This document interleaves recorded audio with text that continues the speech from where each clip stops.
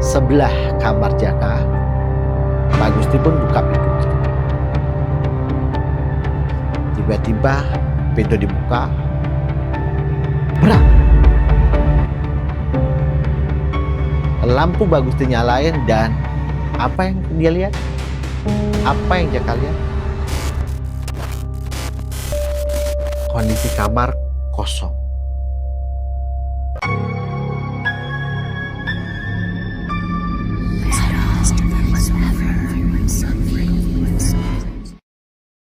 Assalamualaikum warahmatullahi wabarakatuh. Terima kasih untuk kalian yang udah klik video ini, udah balik lagi ke channel kita, udah ngedukung kita selalu untuk bikin satu konten yang berkualitas. Apa kabar semua? Gua harap kalian baik-baik aja. Di cerita kali ini, sebelum gua mulai cerita, gue mau tanya kalian sesuatu. Pernah nggak sih kalian ngerasa waktu kalian dalam kondisi yang lemah-lemahnya, entah itu karena sakit, entah itu karena stres, ataupun entah itu karena burnout, yang jelas kondisi kalian gak bisa ngapa-ngapain, kalian jadi lebih peka, lebih sensitif sama hal-hal yang biasanya gak pernah kalian notice, atau bahkan kalian mulai ngerasa, mulai ngeliat, mulai ngedenger yang harusnya gak pernah kalian rasain sebelumnya. Ternyata itu ada teorinya. Manusia itu ada di satu frekuensi. Waktu kalian sehat, fit, bugar, kalian ada di frekuensi manusia. Tapi ketika badan lu sakit, lemes, frekuensi itu juga turun. Lebih rendah daripada frekuensi manusia. Kalau kalian pernah ngerasain kayak gitu, cerita yang bakal gua bawain sekarang akan lebih relate dengan kondisi kalian. Cerita ini dikirim oleh, sebut aja yang namanya Jaka. Dan kejadiannya dialamin Jaka waktu dia kondisinya lagi sakit. Gak usah pakai lama, kita gas ke ceritanya. Check it out. Cerita ini terjadi di tahun 2020. Waktu pandemi COVID lagi panas-panasnya tuh.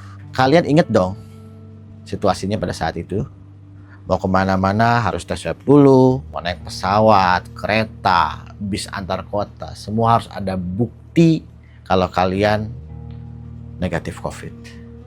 Ribet pasti, tapi ya itu memang kondisinya. Nah, Jaka ini kerjanya sebagai auditor di salah satu perusahaan yang lokasinya di Jakarta sebenarnya. Di Jakarta itu headquarter, dan di beberapa daerah kantornya Jaka punya cabang operasional. Dan di era COVID kayak gitu, setiap tugas dinas atau keluar kota wajib tes dulu. Udah berkali-kali juga ada kondisi di mana Jaka batal berangkat tuh karena tes COVID-nya positif pada saat itu. Dan Jaka udah kebiasa dengan drama yang kayak gitu. Kejadian terornya justru kebalik. Bukan di luar kota, tapi di Jakarta. Waktu itu Jaka baru aja selesai tugas. Audit dari cabang Jogja. Semua jalannya lancar. Bahkan Jaka udah semangat tuh. Balik dari Jogja sampai bandara, dia mau selesaiin laporannya ke kantor. Dia mau lembur. Karena deadline laporan auditnya ditunggu di akhir minggu ini. Minggu yang sama dia waktu dia ngelakuin audit. Tapi kantor punya prosedur yang harus dilakukan. Kalau Jaka mau datang ke kantor, dia harus tes swab lagi dan bawa hasil tes swab itu ke kantor sebelum dia masuk kantor. Simpelnya Jaka mikir, sampai bandara, gua cabut ke klinik, gua tes swab 2 jam, sambil nongkrong-nongkrong, hasil tes swabnya negatif, gue cabut ke kantor. Itu yang ada di pikiran Jaka waktu itu. Jaka ngelakuin apa yang ada di pikirannya waktu itu, tapi di sini mulai ada yang nggak biasa. Waktu dia tunggu giliran tes, Jaka ngerasa nafasnya berat, sesak, perutnya mual, bahkan kepalanya pun agak sedikit berat. Dia lagi nggak sakit sebenarnya, nggak flu, nggak demam, nggak batuk. Dasar orangnya skeptis, Jaka nggak mau lebay. Dia ngeles sendiri tuh. Paling gue capek doang. Tadi baru datang naik pesawat langsung ke sini, badan mulai berontak. Itu kali. Bahkan perawat yang ngelakuin tes sempet tanya tuh ke Jaka, ada yang dirasain Pak? Ada kendala nggak? Tegas Jaka jawab pada saat itu, nggak ada Mbak. Saya sehat-sehat aja. Padahal dalam hatinya ada sesuatu yang aneh. Tapi Jaka nggak pernah mau ambil pusing. Setelah menunggu beberapa lama, tes selesai, Jaka keluar dari klinik. Dia berniat buat nongkrong-nongkrong dulu sebentar sambil nunggu hasil tesnya dikirimkan via WA. Beberapa lama, kurang lebih 2 jam, hasil tes dikirimkan WA. Ada notif WA masuk ke dia. Jaka buka, baca, dan kali ini hasilnya positif. Gagal sudah rencana yang tadi bakal Jaka rencanain. Balik ke kantor, gagal. Semua gagal. Dan disitulah Jaka nyadar, oh pantesan tadi nafas gue berat, kepala mulai nyut-nyutan. Ini bukan capek, tapi gue COVID. Buat Jaka, COVID bukan jadi pengalaman pertama. Udah beberapa kali dan selalu pulih. Selalu bisa pulih. Jadi walaupun kecewa, dia nggak panik. Habis itu dia langsung tuh WA keluarganya, WA kantor, buat ngerencanain program isolasi mandiri. Setelah menghubungi pihak kantor, nggak berapa lama pihak kantor tuh bales. Ada satu kabar nggak enak. Tempat yang biasanya dipakai untuk isolasi mandiri karyawan yang terkena COVID lagi penuh. Maklum, waktu itu COVID Delta memang lagi rame-ramenya. Dan akhirnya si PIC kantor ini ngasih satu pilihan. Bukan pilihan sih tepatnya. Tapi mau nggak mau memang harus di situ. Karena Jaka kan sudah request.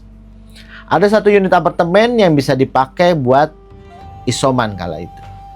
Lokasinya sesuai dengan request Jaka, dekat dengan rumah Jaka. Apartemen itu belum semuanya selesai dibangun. Kompleksnya punya beberapa tower, dari 5 tower apartemen, hanya 1 yang sudah siap huni. Jaka sempat bayangin kayak gimana awkwardnya kondisi apartemen dengan beberapa bangunan yang terbengkalai. Tapi Jaka nggak punya pilihan lain, dia setuju-setuju aja. Setelah 30 menit koordinasi, Jaka udah dapat konfirmasi dan langsung pesan taksi pada saat itu. Berangkat ke apartemen, sudah siapin koper di bawah, masker double, hand sanitizer di tangan. Waktu itu sudah hampir pukul 9 malam. Dan Jakarta lagi-lagi macet. Kondisi waktu itu Jumat malam dan wajar aja kalau Jakarta macet. Nanti tetap aja Jaka nggak nyangka bakal semacet itu. Perjalanan dari Jakarta Utara menuju ke Serpong basically hanya 2,5 jam, tapi kali ini bisa lebih. Di sisi lain badan Jaka makin gak enak pada saat itu. Kepalanya makin nyut-nyutan. Seseknya mulai kerasa lagi, perutnya mulai lagi. Jaka coba nutupin mata, niatnya biar dia bisa istirahat dulu sebentar. Beberapa lama setelah Jaka nutupin mata buat istirahat, bahkan pada saat itu Jaka hampir ketiduran. Telinga Jaka tiba-tiba nangkap sesuatu tuh. Bukan suara musik, bukan suara AC, bukan suara kendaraan di jalan. Tapi kayak orang ngobrol ramai banget, bisikan-bisikan itu gak jelas, ngobrolin satu dengan yang lain tuh gak jelas karena banyak banget yang ngobrol. Gambarannya mungkin kayak orang di pasar. Jaka langsung ngebatin, wah gawat nih, COVID-nya mungkin kali ini parah ya, gue sampai halusinasi nih. Itu batinnya Jaka. Jaka coba abain kondisinya seperti apa, sampai akhirnya dia nggak sengaja lagi lihat handphone. Oh, udah sampai jam 10.30 waktu itu. Macetnya lama banget. Jaka coba duduk dengan tegak mau lihat macetnya karena apa. Salahnya, waktu dia tegakin badan, pandangan pertama yang dilihat Jaka itu bukan di depan mobil atau kendaraan macet. Tapi pandangan pertama yang dilihat Jaka adalah ke sisi jalan sebelah kiri. Nah, waktu dia lihat begitu, jalan kendaraan ada di daerah danau. Ada jalan, ada pembatas antara jalan dan danau buatan. Ya mungkin kalau warga Pamulang Pondok Cabe tahu sih danau buatan ini apa. Nah, di pinggir danau itu, di atas temboknya, ada seseorang laki-laki duduk menghadap jalan. Tapi kondisinya kurus banget. Wajahnya nggak kelihatan jelas karena posisinya waktu itu lagi nunduk tuh. Jaka otomatis mikir, ini udah jam 10.30, setengah 11 malam coy. Ngapain orang duduk di situ ya? Sendirian lagi. Nongkrong bukan, mancing bukan. Kalau mancing kan pastinya bawa alat pancing dong. Itu batin Jaka. Dan tepat pada waktu Jaka mikir begitu, atau berkata dalam hati begitu, tiba-tiba sosok yang dilihat Jaka menoleh ke arah Jaka. Pelan tapi pasti. Hingga akhirnya wajahnya dia kelihatan. Apa yang dia lihat? Apa yang Jaka lihat kalau itu? Jaka ngelihat wajah dari laki-laki itu pucat sepucat-pucatnya. Bahkan yang anehnya, laki-laki yang dia lihat nggak punya kelopak mata yang berwarna putih. Semuanya hitam. Jaka kaget. Dia gosok mata, mastiin dia nggak salah lihat tuh. Ketika dia buka mata lagi, sosok yang dilihat masih sama.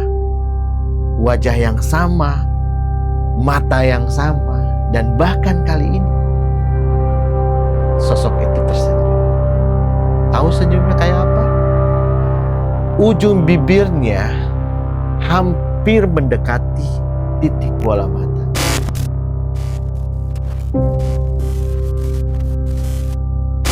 Belum selesai Jaka proses apa yang dia lihat, tiba-tiba sosok itu berdiri.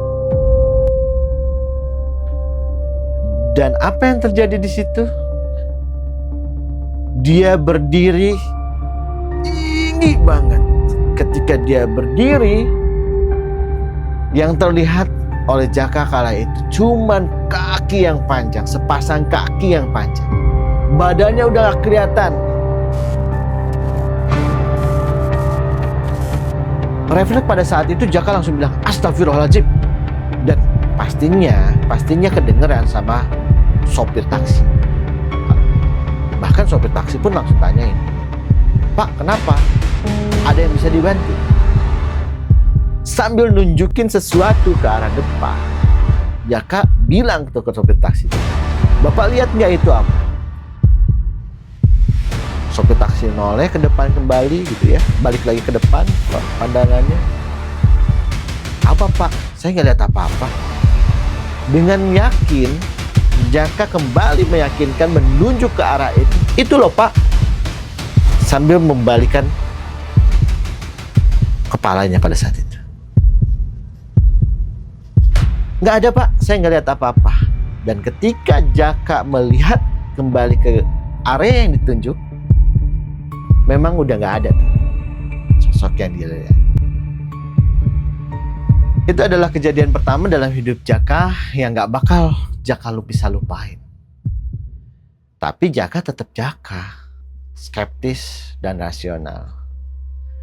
Walaupun Jaka punya pengalaman kayak tadi, dia bilang ke dirinya sendiri, wah, COVID ini parah. Gua sampai halusinasi. Dia yakin kejadian itu gak bakal keulang. Karena kejadian itu cuma terulang waktu memang kondisi fisiknya lagi turun aja. Padahal malam itu baru permulaan dari teror-teror yang akan Jaka alamin di malam-malam selanjutnya. Sekitar 1 jam setelah kejadian di danau itu, Jaka akhirnya sampai di tujuan, sampai di komplek apartemen. Satu unit apartemen di wilayah Serpong. Ini yang bakal jadi rumah sementara buat Jaka selama isolasi mandiri. Minimal 10 hari, maksimal 14 hari. Sampai hasil tes swabnya Jaka kembali negatif. Dan begitu Jaka turun dari taksi, dia lihat kondisinya, dia langsung ngerti kenapa tadi PIC kantor agak ragu buat rekomendasiin tempat ini ke Jaka. Ternyata tower yang udah jadi dan layak huni malah ditaruh di paling belakang. Sedangkan di depan 4 tower itu belum jadi. Gelap, sepi, terbengkalai, rangka bangunan yang mangkrak hampir 5 tahun berdiri mengelilingi area, bahkan memenuhi area dari komplek apartemen itu. Tapi namanya Jaka cuek banget. Dia tetap angkat koper, jalan ke resepsionis gak pakai alasan. Di meja resepsionis ternyata ada 1 petugas malam itu. Tentunya bukan petugas yang standby. Petugas itu datang karena memang udah janjian sama Jaka buat ambil kunci. Namanya Mbak Gusti. Dan setelah Jaka menerima kunci dari Mbak Gusti itu, Mbak Gusti pun pamit pulang setelah itu. Jadi di ruangan itu kosong. Dan di lingkungan apartemen cuma ada 2 petugas, yaitu security. Security gerbang depan dan security yang berpatroli di area apartemen. Nggak pakai banyak pikir, Jaka langsung ke lift, pencet nomor lantai 23. Nggak pakai banyak mikir, Jaka langsung jalan ke lift. Depan pintu lift dia pencet lantai nomor 23. Dia pintu lift kebuka, dia masuk ke lift, dan di kondisi lift pada saat itu satu lift seperti biasa lah, kayak biasa, lift normal aja, ada kaca-kaca, ada segala macam. Tapi waktu Jaka lihat dari pantulan kaca yang ada di lift, sekilas di sudut pantulan ada sosok anak kecil, hitam, kecil, jauh banget. Jadi seolah-olah dia lihat itu dari pantulan cermin yang keberapa. Lalu dia menoleh ke belakang untuk memastikan bahwa ada nggak sih anak itu, dan nggak ada. Anak itu nggak ada. Tapi ketika Jaka balikin lagi ke arah depan pandangan, kelihatan jelas anak itu sebenarnya ada di pantulan cermin. Tapi namanya Jaka yang paling rasional, Jaka selalu bilang dan cari alasan bahwa ini balik lagi ke kondisi kesehatannya. Gua halusinasi lagi. Tadi telinga, sekarang mata gua sih. Itu yang ada di pikirannya. Dia nggak milih mikirin jauh tentang itu. Sampai akhirnya ting, lantai 23 sudah menyala lampunya. Pintu lift terbuka. Jaka keluar cepet-cepet dari lift, bukan karena takut, tapi karena dia memang udah capek banget hari itu. Badan makin gak enak. Yang ada di pikiran cuma satu, sampai kamar, mandi, langsung tidur. Itu yang ada di pikirannya. Sampai depan pintu kamar, Jaka buka kunci pintu kamar, buka pintunya, masuk ke dalam. Di sebelah kanan ada dapur, sebelah kiri ada kamar mandi. Maju lagi ke depan, sebelah kiri ada ranjang, di depannya ada TV. Di ujung sebelah kiri ada meja kerja yang langsung menghadap ke jendela, dan sebelah kanan ada pintu keluar menuju arah balkon. Di saat Jaka lelap dari tidurnya, tepat jam 3 pagi, Jaka kebangun, kebelet. Setengah sadar, dia bangun, jalan ke kamar mandi, dan waktu dia ada di dalam sana, sambil kondisi yang masih ngantuk, masih belum sadar 100%, Jaka mulai ngedengar sesuatu. Dengar suara perempuan lagi ngobrol, lagi ketawa-tawa, bahkan sedikit. Suara perempuan itu lebih dari satu. Di sana Jaka langsung otomatis ngomong, jam 3 pagi pada cekikikan lu. Tahu waktu banget. Lagian ini apartemen juga begini. Masa kamar sebelah kedengeran? Setelah itu dia cuek, keluar kamar mandi dan langsung nyari HP-nya. Tiba-tiba dia keinget tuh, kalau kemarin malam dia belum sempet kabarin keluarganya. Belum sempet kasih tahu keluarganya kalau dia udah sampai itu di apartemen. Dan benar aja, di handphonenya ada 8 miss call dan 4 WA dari keluarganya. Pasti panik banget tuh keluarganya. Saat itu Jaka langsung balas pesen mereka, terus ngabarin ke mereka bahwa dia sudah ada di apartemen dan saat ini kondisinya baik-baik saja. Dan saat Jaka selesai membalas pesan dari keluarganya,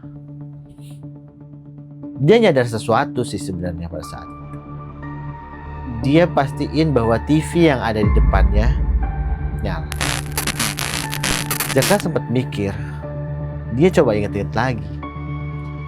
Semalam habis mandi dia langsung tidur. Dia nggak pernah tuh nyalain TV.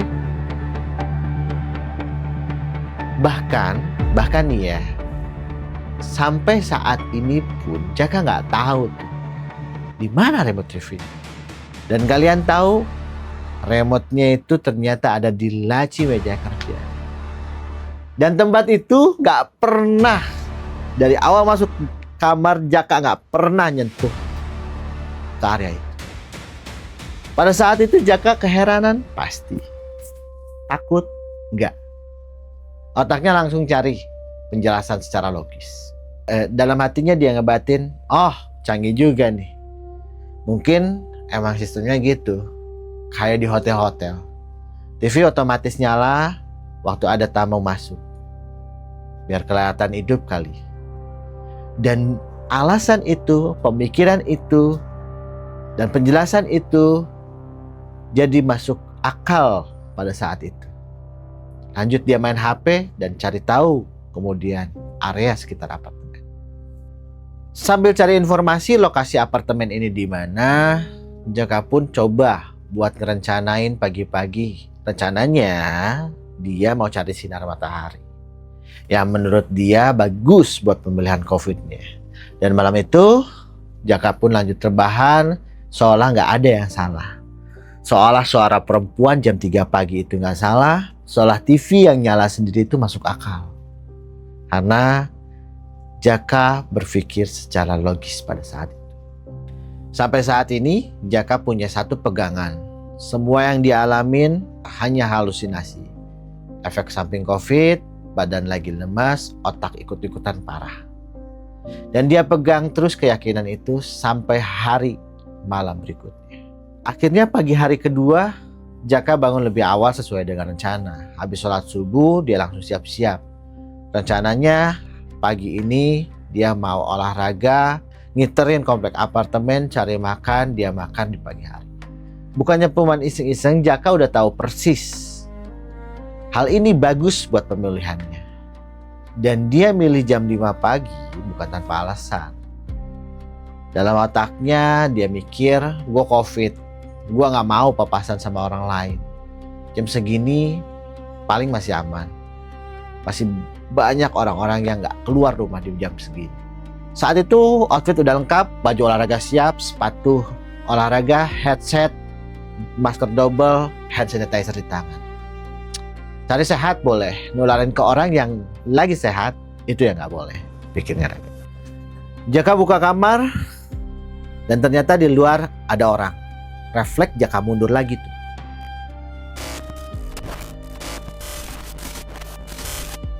Bukan karena apa-apa, dia gak mau interaksi sama orang. Dia gak mau nularin penyakitnya sama orang lain.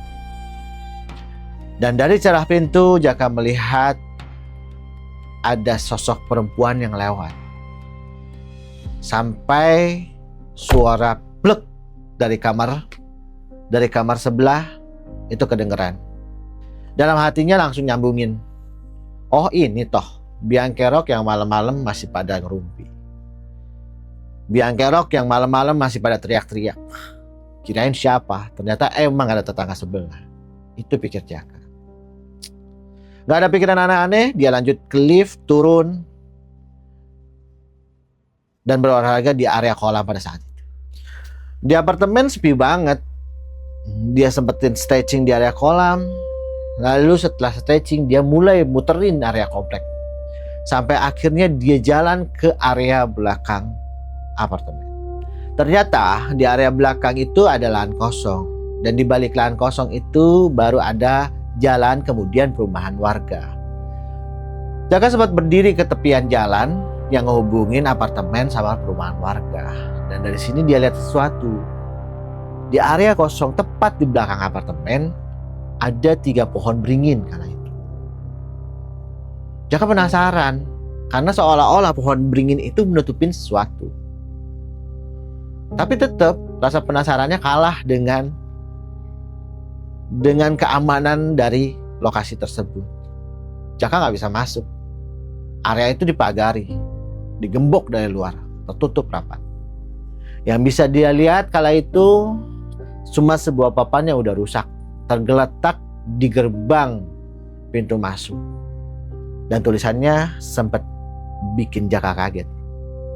Tulisannya kala itu area makam. Jaka sempat berdiri sebentar mikir, makam apa ya?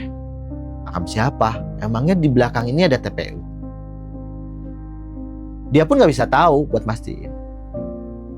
Karena dia gak bisa masuk.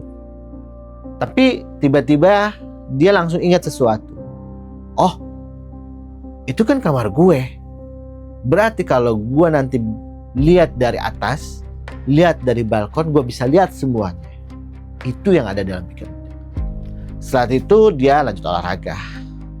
Setelah olahraga, hari itu jalan cukup normal. Pesan sarapan, lewat aplikasi, ambil di resepsionis, naik lagi ke kamar.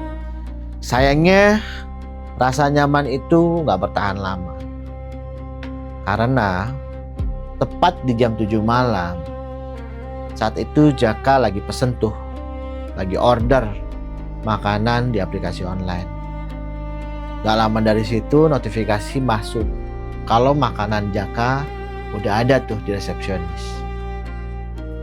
Jaka bersiap turun buat ambil makanannya. Namun sebelum dia turun, dia mampir ke kamar mandi untuk buang air kecil. Ketika di dalam kamar mandi, lagi-lagi Jaka mendengar suara. Tapi kali ini suaranya sedikit berbeda. Bukan obrolan, bukan cekikikan. Tapi dia ngedenger suara yang lebih ekstrim. Seperti piring yang lagi dilempar, prang!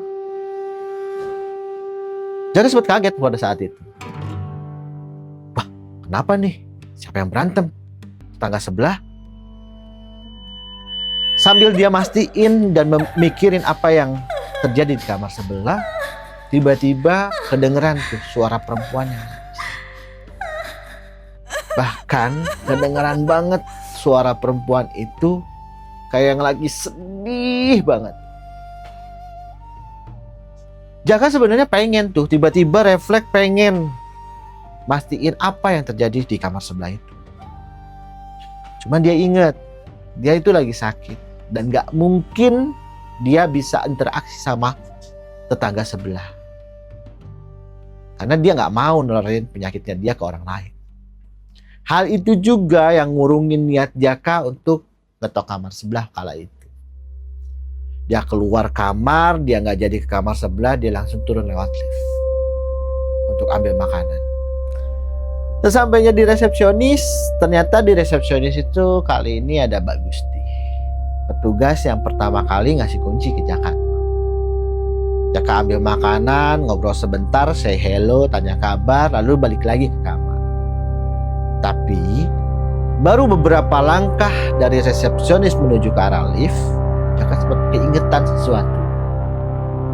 Dia berhenti, ingatlah dia sama perempuan yang ada di kamar sebelah kala itu.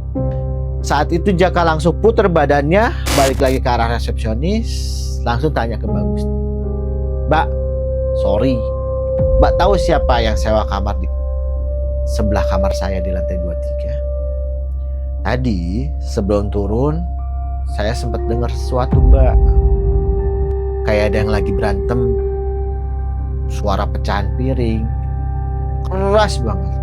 Sampai akhirnya disusul dengan suara tangisan seorang. Itu yang dikatakan Jaka ke Mbak Gusti waktu itu.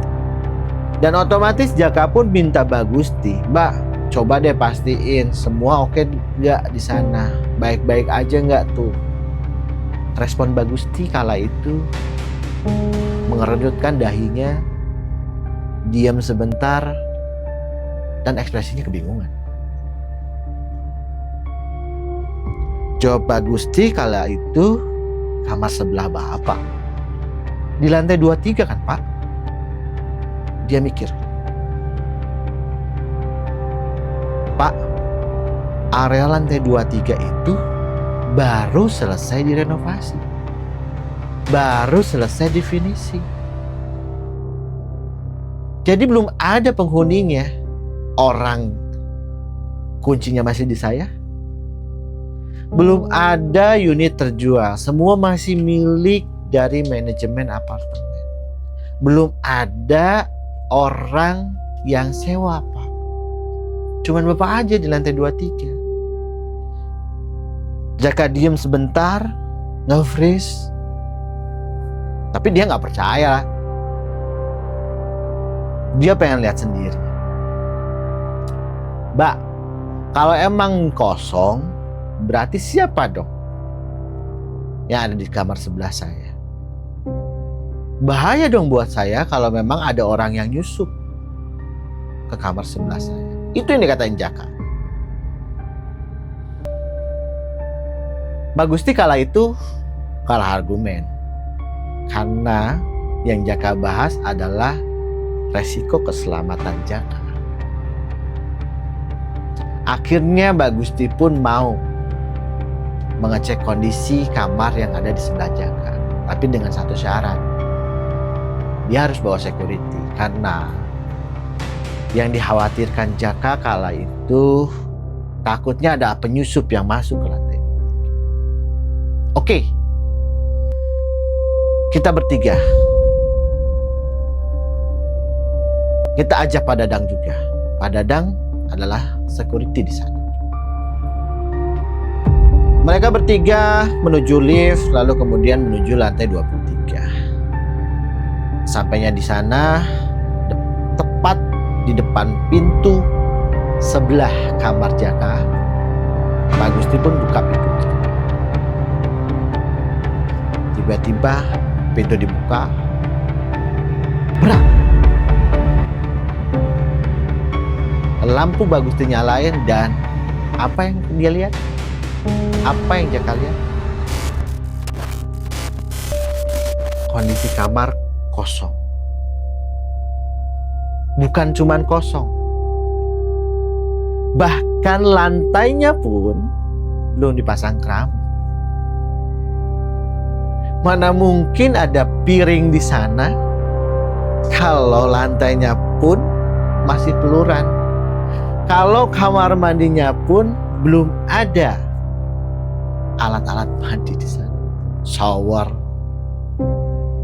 toilet, itu belum terpasang. Jaka berdiri di depan pintu waktu itu. Diem. Cuma bisa diem, tatapannya kosong. Dia mikir kala itu. Gimana bisa ada piring pecah, suara tangisan, perempuan berambut panjang tadi pagi dari kamar yang bahkan belum punya lantai sama sekali. Tiba-tiba Jaka dikagetin sama suara Pak Gusti. Pak Gusti tiba-tiba noleh ke Jaka dengan nada yang menenangkan. Mana Pak, kosong kan? Itu yang dikatain Pak Gusti. Mungkin Bapak lagi kurang sehat. Itu yang dikatain Mbak Gusti waktu itu. Dan akhirnya mereka berdua pun turun. Sementara Jaka kembali masuk kamar setelah kejadian itu. Seolah gak percaya, Jaka malam itu sedikit kosong, sedikit banyak pikiran. Jaka duduk di kasur, dia nggak langsung tidur, nggak main HP, cuma bengong. Dan pola pikirnya yang selama ini selalu nyari penjelasan logis mulai retak. Suara perempuan jam 3 pagi dari kamar yang belum punya lantai. Perempuan berambut panjang tadi pagi dari kamar yang belum ada siapa-siapa. Sosok di danau malam pertama. Bayangan anak kecil di cermin lift. TV yang tiba-tiba nyala sendiri. Satu persatu muter di kepalanya. Dan malam itu Jaka nggak bisa bilang semua ini cuma halusinasi. Lalu kalau bukan halusinasi, itu apa? Malam itu setelah semua yang Jaka lihat di kamar sebelah, Jaka benar-benar nggak bisa terima secara logika. Saking kepikirannya, kondisi Jaka tiba-tiba ngedrop. Kepalanya tiba-tiba pusing. Dadanya terasa sesak lagi. Perutnya pun mual lagi. Semua yang ada itu gak masuk akal. Gak ketemu jawabannya. Dia coba rebahan di kasur. Sampai akhirnya Jaka ketiduran. Namun tepat pukul 2.30 pagi, setengah 3 pagi, Jaka kebangun. Kali ini bukan kebiasaan Jaka ke toilet. Tapi tiba-tiba Jaka dengar sesuatu. Dan bedanya nih malam ini dengan malam-malam sebelumnya. Suara ini lebih jelas. Gak kedengeran samar-samar. Jelas banget Jaka kala itu dengar suara anak-anak lagi main. Seolah-olah mereka ngobrol, teriak-teriak, ketawa sana sini. Ya kayak gimana lah anak-anak main pada umumnya. Jaka buka mata sedikit, masih dalam posisi tiduran, sempat ngintip. Yang pemandangan yang pertama dilihat adalah area kaca meja kerja. Sempet sih lihat kelebatan hitam cepat, tapi bukannya bikin Jaka takut, tapi malah bikin Jaka penasaran. Karena yang dia lihat gak benar-benar nyata, cuman kelebatan. Dan Jaka gak percaya itu ada. Yang menarik perhatian Jaka adalah suara dari anak-anak. Karena tiba-tiba suara anak-anak itu tiba-tiba menjauh. Seperti menjauh. Walaupun masih jelas kedengeran di telinganya Jaka. Dan karena ini, Jaka coba pastiin sesuatu. Dia pun perlahan duduk di tepi kasur, ambil HP di sebelahnya, kumpulin tenaga dan bersiap kala itu untuk bangun. Jaka mulai berdiri, mulai jalan tuh dia ke arah balkon. Dia akui setelah runtuhnya logikanya dia, kali ini ada rasa gugup. Tapi tetap, tekadnya dia tetap. Jaka tetap buka pintu balkon, tahan napas, buka mata lebar-lebar, dan dia beraniin buat lihat keluar balkon. Apa yang dia lihat? Kosong. Gak ada apapun yang ada di balkon kala itu. Di luar area kosong, gak ada apapun. Dan bahkan suara anak kecil itu seolah-olah radio yang dicabut listriknya. Tiba-tiba hening. Pada saat itu Jaka beraniin lagi, lebih keluar lagi dari balkon untuk melihat ke arah bawah. Jaka scan ke area kanan, kiri, atas, sepi, dan dia mulai menundukkan kepalanya ke bawah. Sampai akhirnya di sana dia lihat sesuatu. Pemandangan yang dia lihat tadi pagi, ada 3 pohon beringin. Pohon beringin itu nutupin sesuatu. Dan tiba-tiba ingatan Jaka tadi pagi mulai muncul lagi tuh. Kalian ingat kan waktu siang Jaka olahraga, lihat area itu dari jalan, yang dia penasaran tapi nggak bisa masuk karena areanya dipagari. Yang dia lihat papan penunjuk yang ada di gerbang, tulisannya area makam. Nah, pada kondisi ini, di lantai 23, di balkon lantai 23, akhirnya Jaka bisa lihat jelas.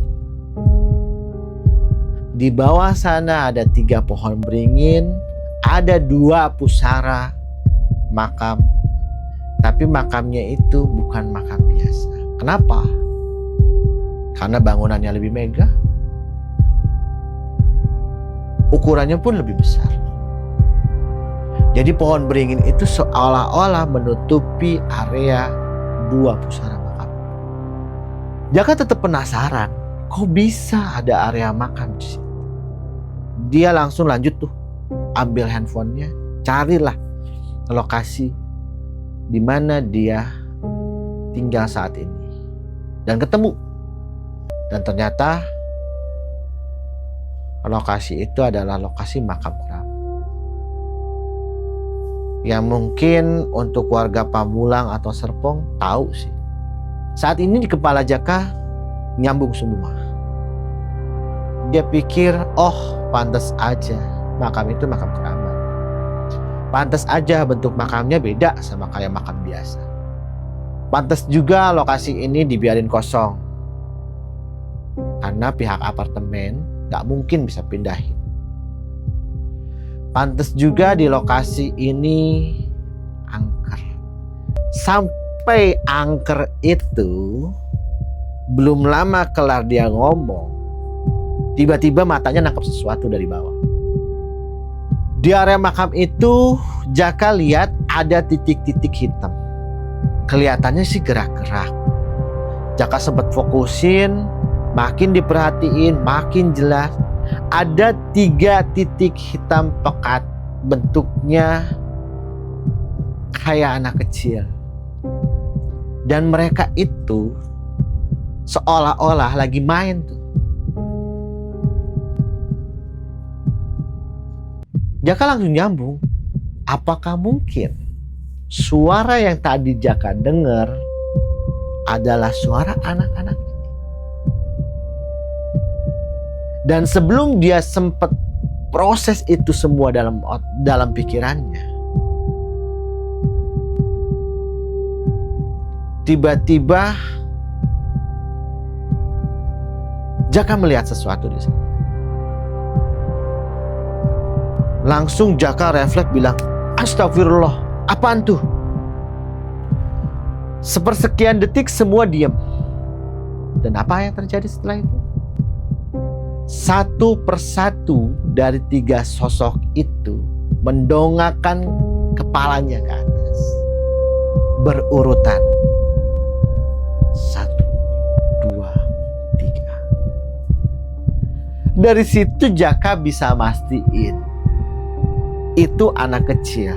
Tubuhnya kecil, kepalanya kecil. Dan yang paling epik, nggak lama setelah Jaka bisa mastiin bahwa itu benar-benar anak kecil, tiba-tiba anak kecil itu seolah-olah ngejam.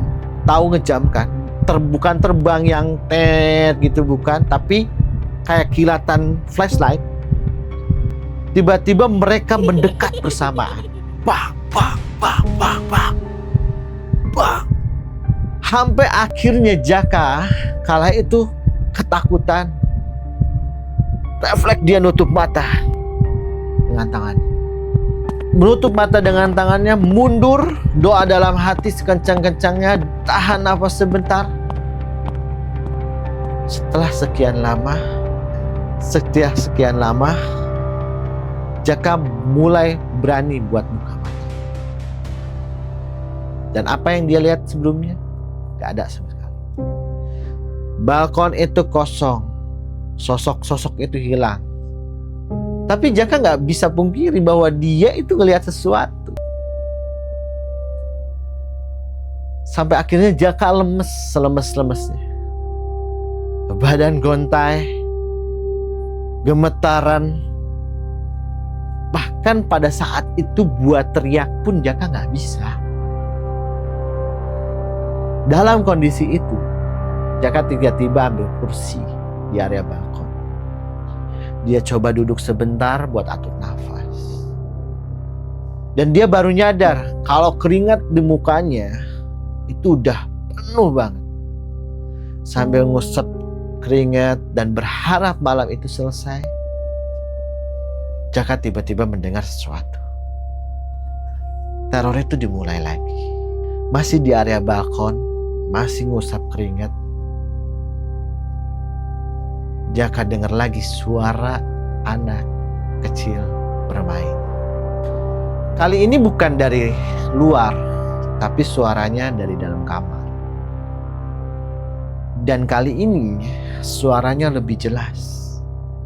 Bisa dipastikan suara anak-anak ini terdiri dari suara anak laki-laki dan suara anak perempuan. Dari cara ngobrolnya jelas banget bahwa logat ini bukan logat dari bahasa Indonesia. Jelas banget suaranya kedengeran dari dalam kamar. Tapi masih bingung. Kamar sebelah apa kamar Jaka? Namun seketika rasa takut Jaka itu berubah menjadi penasaran. Kenapa? Karena Jaka tahu kamar sebelah itu kosong. Dan di kamar dia hanya ada dia. Jaka mulai kuatin badan, coba berdiri dan perlahan masuk kamar. Dari dalam kamar suaranya makin jelas. Jaka coba cari sumber suara itu di mana. Sampai akhirnya dia penasaran. Dia naik ke kasur, dia coba tempelin telinganya ke batas antara kamar Jaka dan kamar sebelah. Tempelin telinganya ke dinding pada saat itu. Nutup mata, coba konsentrasi. Coba lebih konsentrasi lagi buat denger suara ini dari mana. Tapi tiba-tiba pundaknya ada yang pegang. Ada tangan kecil yang dingin tiba-tiba pegang pundak Jaka.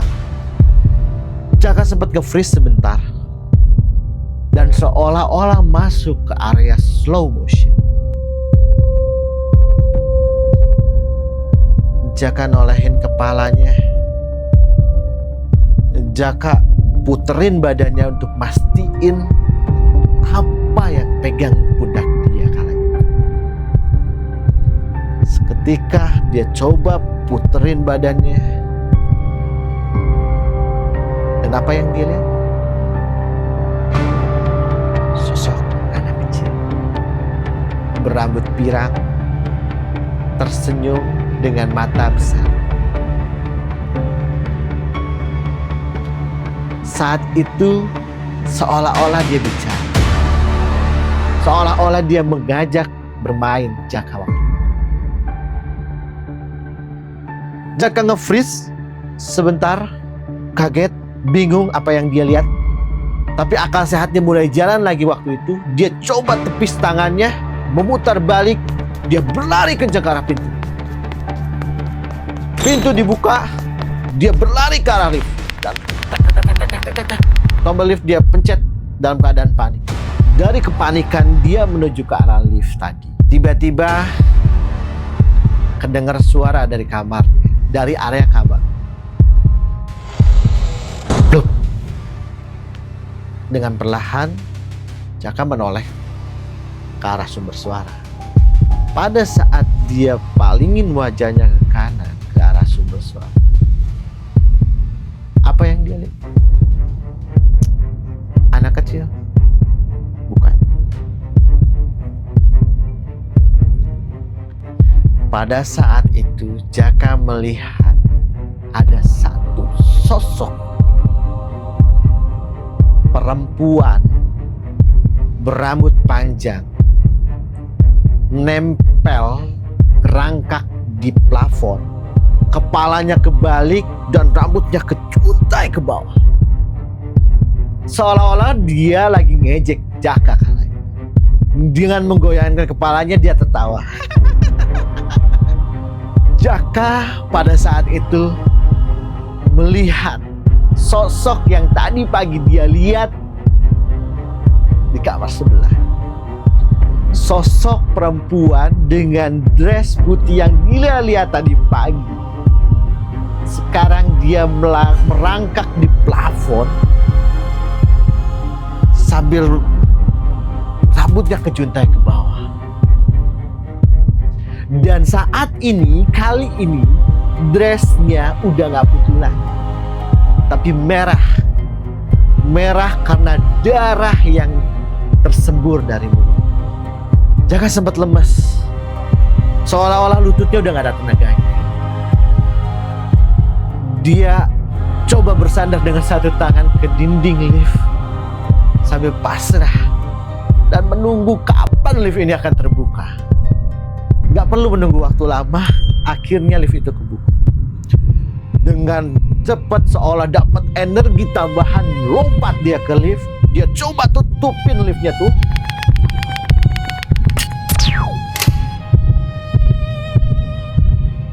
Panik dia. Pintu akhirnya tertutup. Sesampainya di bawah dia berlari, nyari security. Dan akhirnya ketemu. Sesampainya di bawah, Jaka langsung cari security. Malam itu juga dia minta tolong ke security buat bantuin beresin semua barang yang ada di lantai 2. Dan malam itu juga Jaka cabut dari lokasi. Itu teror terakhir yang Jaka alami. Ya. Pengalaman yang bikin sadar Jaka bahwa ada alam yang gak bisa dilihat oleh mata, gak bisa dijelasin oleh logika, tapi itu dia yang awalnya paling skeptis, paling rasional, paling yang harus ada penjelasannya, akhirnya harus sadar bahwa teori frekuensi itu bukan cuma teori. Waktu badan kita ada di titik paling lemah, frekuensi kita turun. Dan di frekuensi yang lebih rendah itu, ada hal-hal yang dalam kondisi normal gak akan pernah bisa dirasain. Mereka ada, dan mereka bisa ngerasain kehadiran kita juga. Sekian cerita dari Jaka. Gimana, geng? Udah bisa tidur sendirian malam ini? Masih bisa rileks kalian malam ini? Atau memang kalian yang maksa buat dengerin ini sendirian? Coba deh pastiin lagi. Dari tadi, sebenarnya kalian sendirian apa guys? Buat kalian yang punya cerita serupa, yang pengen mesti gue bawain di acaranya Ngabur, jangan lupa kalian bisa email ke ceritahororngabur@gmail.com dengan subjek ngabur. Kalau kalian suka sama video ini, silahkan bagikan ke teman-teman kalian. Jangan lupa like dan subscribe channel High People Inc. Oke, sekian cerita malam ini. Assalamualaikum warahmatullahi wabarakatuh. Bye-bye.